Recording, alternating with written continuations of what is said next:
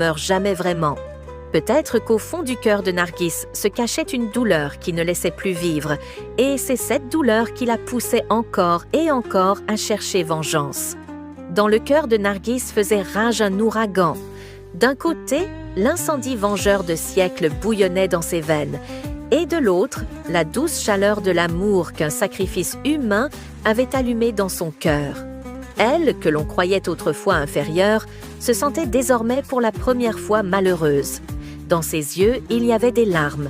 Mais dans ces larmes, plus que la tristesse, il y avait le regret. Elle était debout entre les murs fissurés du temple où son cœur avait perdu pour la première fois. Le jeune homme ne respirait plus. Mais sur son visage, une sérénité comme s'il avait gagné après tout, même dans la mort. Nargis regarda son visage dans ses mains, et dans ses yeux se reflétait celui qui l'avait vu comme une personne. Une existence avec un cœur, qui savait aimer. Cet instant bouleversa l'existence de Nargis. Elle, qui se croyait toujours destinée à l'échec, venait de s'effondrer devant le pouvoir de l'amour. Son clan l'appelait.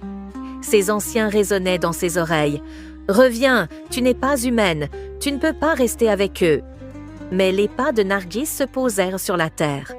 Son regard resta fixé sur la tombe du jeune homme, où ses larmes avaient humidifié la terre. Pour la première fois, elle comprit qu'elle ne voulait rien de plus qu'un être humain. La voix qui bruissait dans ses souffles devint simplement un désir d'amour.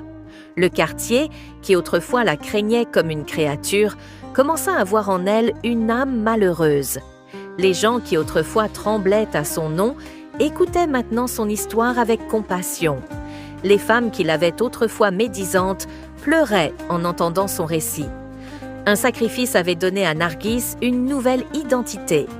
Elle posa un dernier regard vers les murs du temple, puis inspira profondément, levant les yeux vers le ciel. Les étoiles semblaient aujourd'hui plus brillantes, comme si le ciel lui aussi écoutait son histoire. Elle s'éloigna lentement dans l'obscurité, mais son cœur était plein de lumière. Le matin, quand les habitants se rendirent sur la tombe du jeune homme, des traces récentes de larmes étaient visibles. C'était la preuve que Nargis était toujours vivante, mais plus pour la vengeance. C'était l'emblème de l'amour.